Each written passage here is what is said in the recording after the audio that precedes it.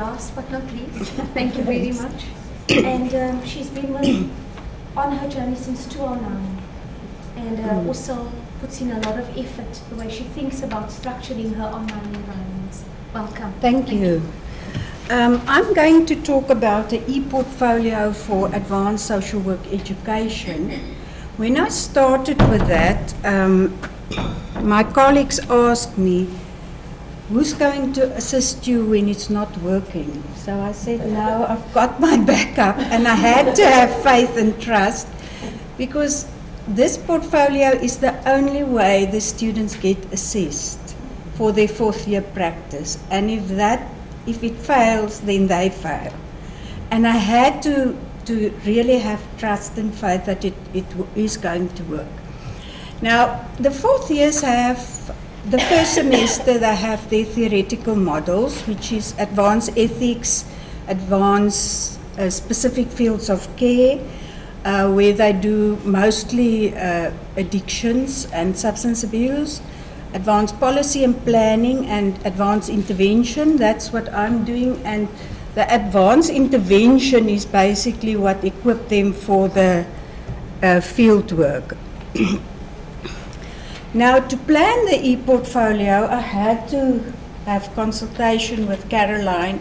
We had to go and look at how will we plan the course outline so that they have all the evidence at the end of the day for all the associated criteria and exit level outcomes,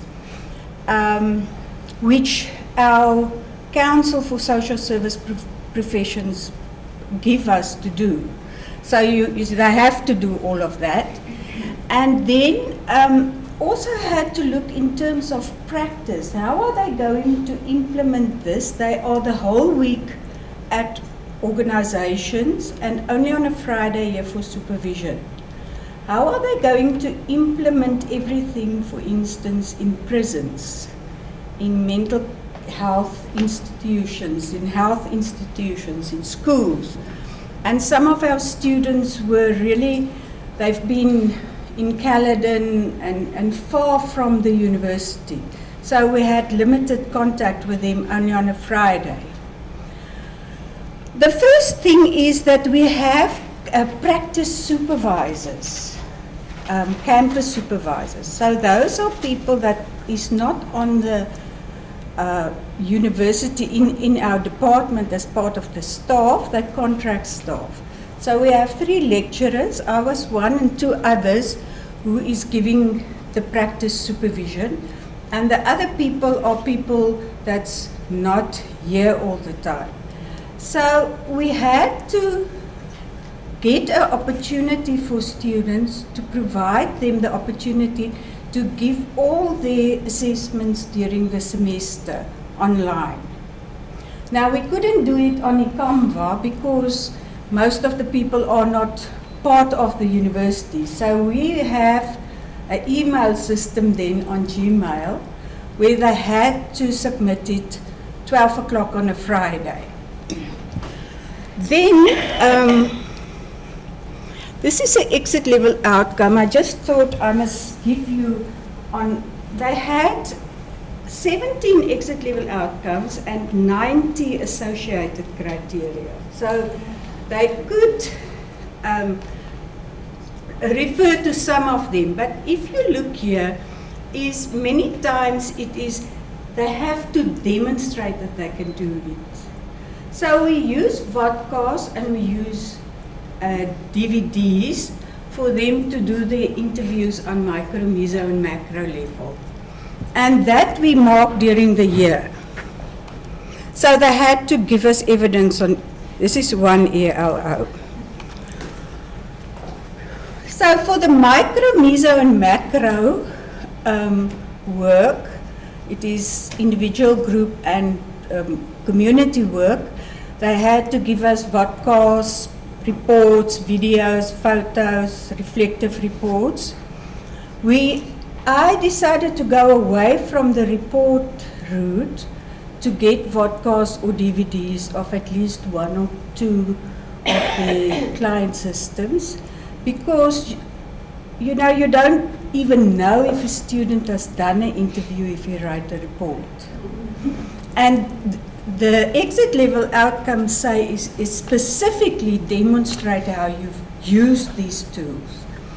So we have asked them to give one on solution-focused therapy, one on narrative therapy at least, and they had deadlines for all of these. So it was spaced. It's not everything at once. They will have the evidence at the end. What was important for us also is to get ethical clearance. So I had a whole thing that I drew up of what the program is about, what are the informed consent that the people must give and everything. We've sent it to the organizations. And in ethics, they had to give us an ethical dilemma, and they have policies that they had to implement. So then, let me just come here. For the DVDs and the vodkas, some students said they cannot get people who is willing to do it with them. So I said, okay, but I will make an arrangement. So I've gone to the second year class and I said, will you be available to be the client so then you can learn from the fourth year student? And they said, yes, they will be and we will take a DVD, and suddenly all the students had clients. So even in prisons and even in Portsmouth and in mental health institutions. Okay, for the final document, we've given them training in the first semester, but they didn't actually make a lot of sense about how to do it, because we did it on Google Drive. We didn't do it on eCanva. Some of my other colleagues do it on eCanva, and we said that all documents must be electronically.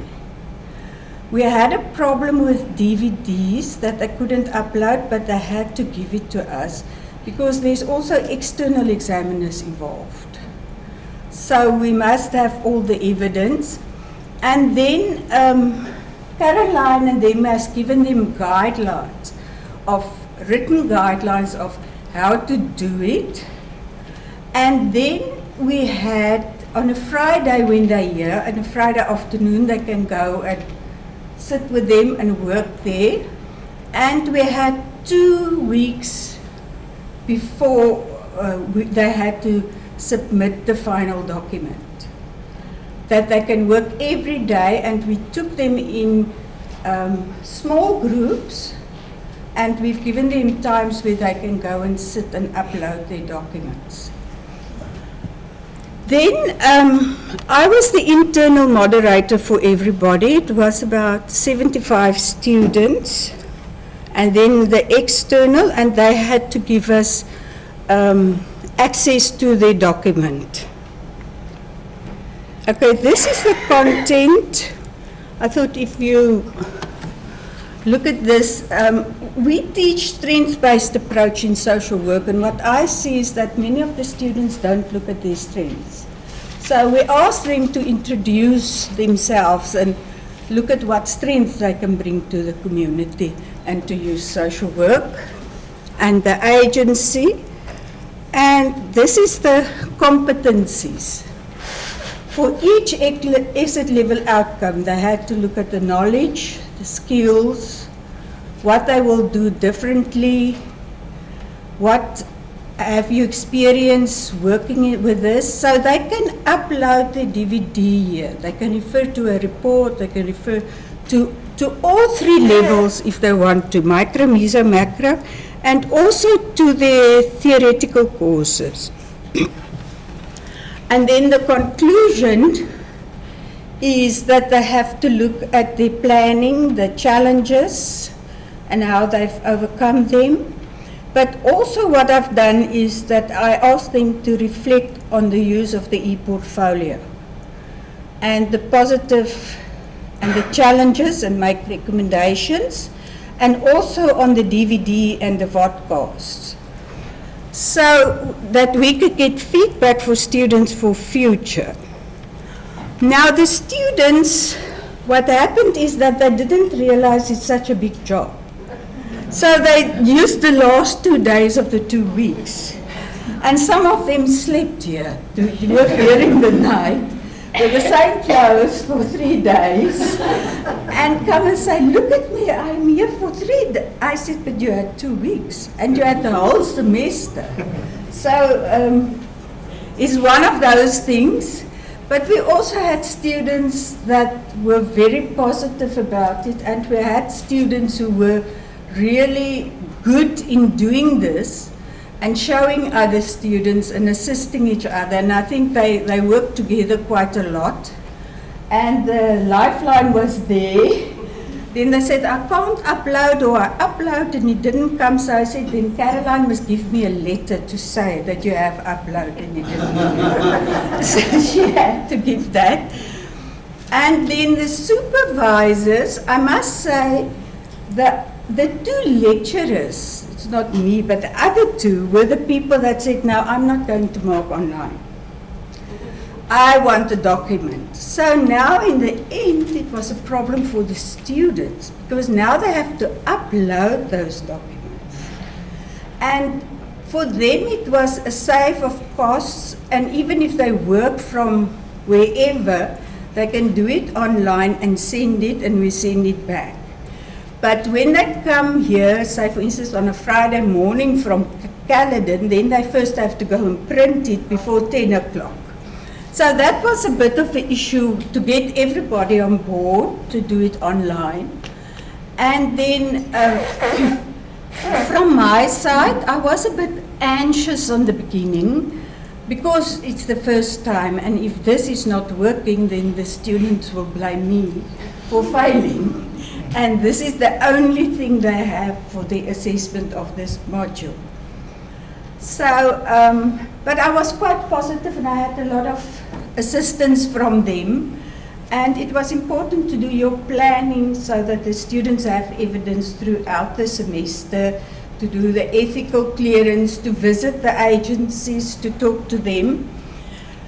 And then the external examiner, I'm the external examiner for that university, and usually they give you from the 1st to the 4th years the portfolios to work through. But now, because we've only done the 4th year, she has done it, and she was quite positive. She said that for her it was also a learning curve. It was also for her something to see that students can do it differently, rather that because one of my evaluations at that university is that students write too much, and that they don't give DVDs and things that you actually can see how they do that interview. So yes, she was also very positive. There was only one student that she couldn't access. I could access all the students.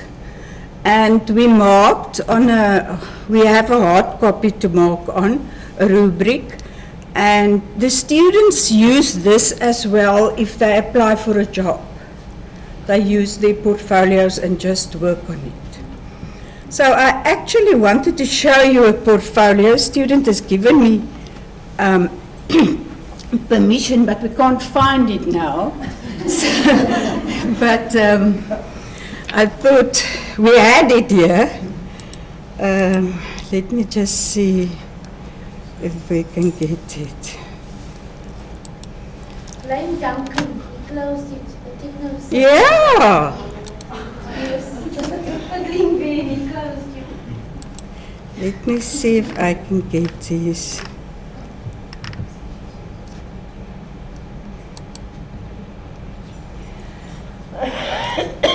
While Anna-Marie's loading, I just want to tell you, she seems so timid, but actually she's walked a mile through Q next year, e-learning, e-teaching, and now Canva.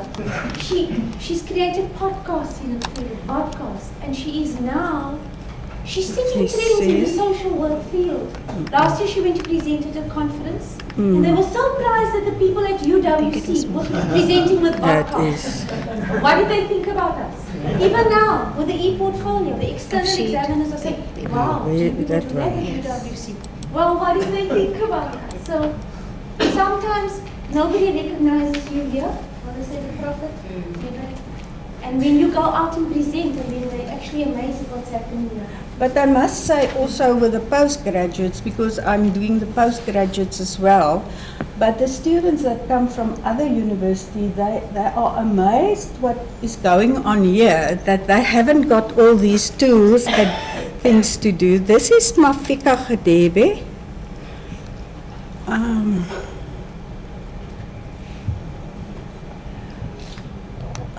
Where's his photo? He had a photo there. And then he had his files. This is the introduction. Here, this is his first exit level outcome. And you see that they have to also include literature.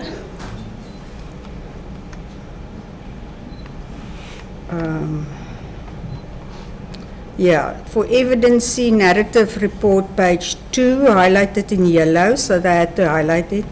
And your solution focus interview, which was on a podcast.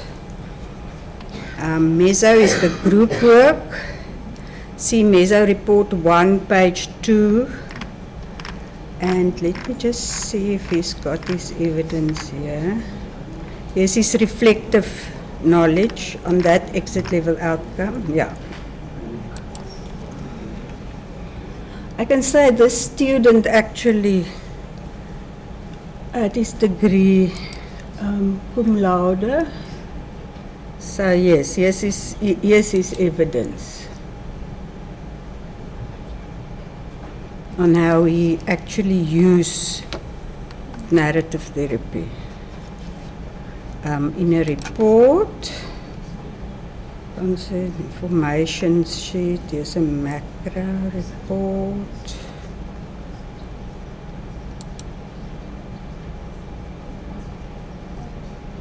Okay, if they give in a DVD, they also have to write down on a report in which sections did they use which techniques. So they must give like the purple and say, I've used externalizing here or something like that. Let me go to another one.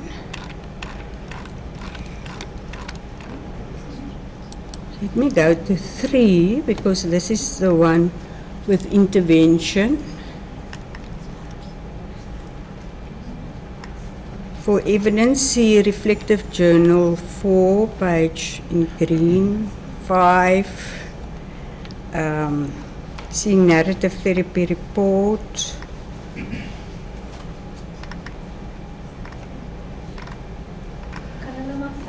Yeah, they can ask if they want to Thank you to the last know speaker. something.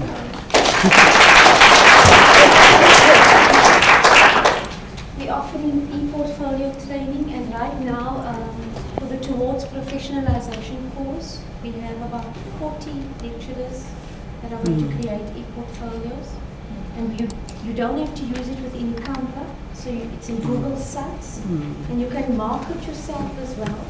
And you can, so we teach you how to put in text and all the digital media. Any questions for Anna Marie? It's fine. Yeah, here is his photo and things.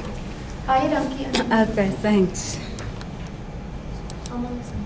Thank you very much. Yeah.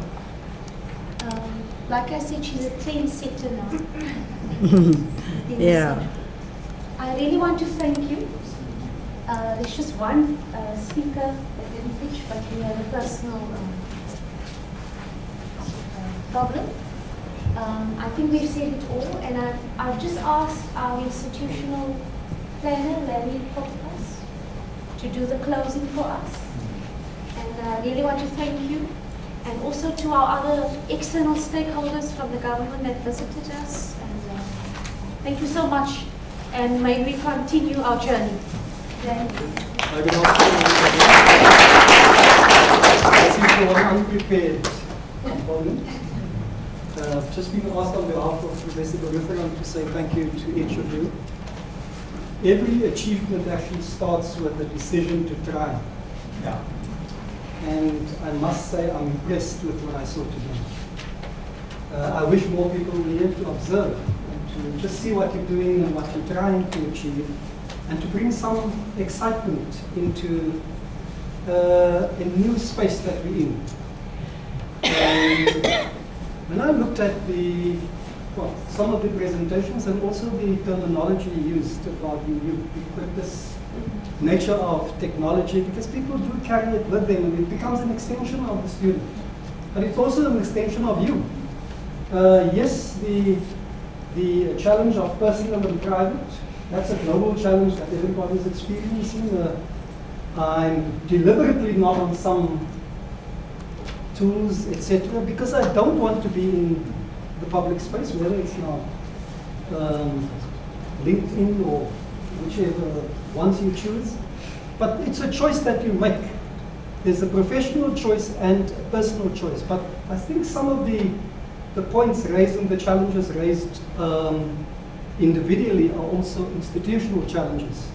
Because in one sense, we need to define success as both student success, staff success, institutional success, system success, as what's coming our way.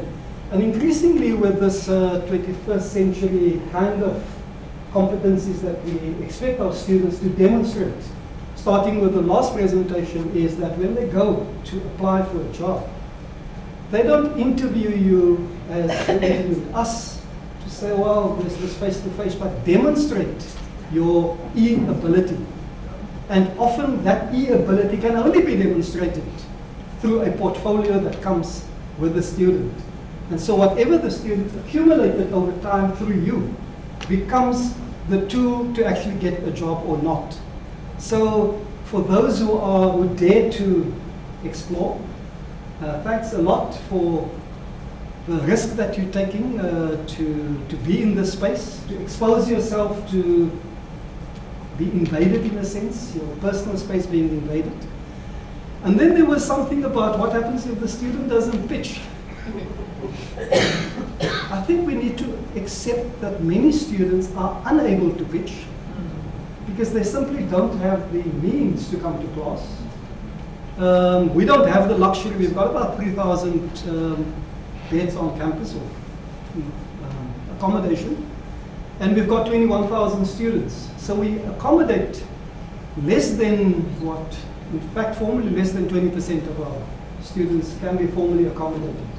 And so you actually don't think of those who do not attend. You actually render a service to society by putting information available and make it accessible, both in the general accessibility perspective, but also in the epistemological access, where you bring the knowledge to the student regardless of where they are.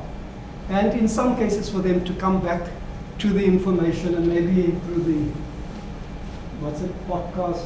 I thought of vodka, but so that's the person that I like to get to the podcast. But I think it's an exciting space to be in.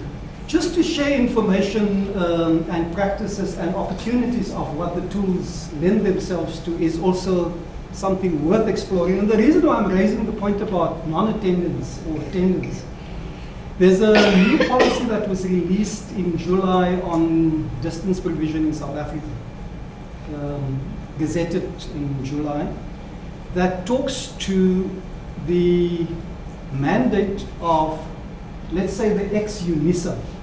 Ex in the sense that UNISA was the distance provider, and then another institution, which is Northwest, then explored. So they on your doorstep down the road, rendering distance provision to students in Cape Town.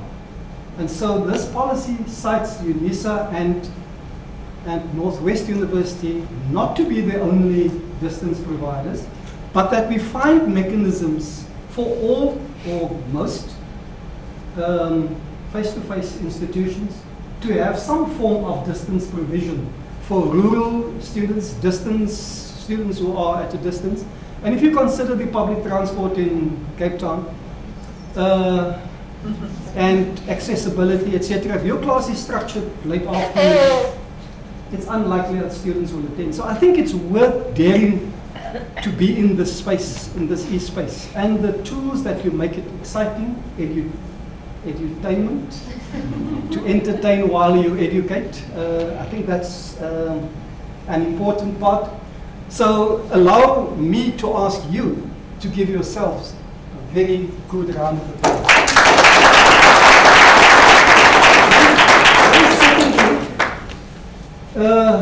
I'm impressed, Juliet, with what you and your team has accomplished over time.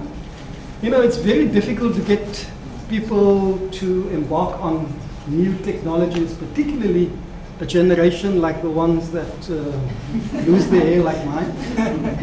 But never allow waiting, you know, what's it, the inability to move, to procrastinate, to become your lifestyle.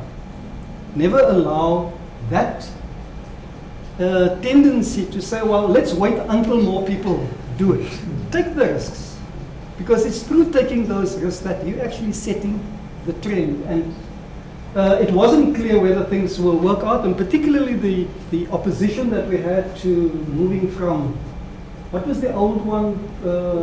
Fuel. You know, moving from fuel and it's ours, and it shouldn't you know, get onto this other platform, and then the next step of that, and to get into Sakai. And even with the choice of Sakai and Moodle and whichever ones, there were huge debates about whether we should be in this space or not. I think the key thing about that is that by sharing information, you're actually gaining more. You're not losing.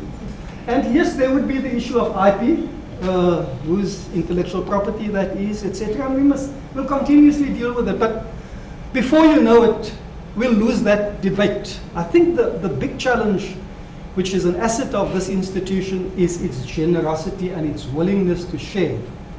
And yes, there would be the personal loss of my idea, etc. But if others contribute to that idea to even make it a greater idea, you will gain too. So, Juliet and your team, thanks a lot for the effort. I didn't realize that they actually the backbone supporting all of what I thought they're just throwing you into the deep end and leave you to swim, because that's how I learned to swim. Somebody accidentally pushed me into the deep side of the swimming pool, and I realized when I was still alive that I actually so to you, also give her and her team a good round of applause.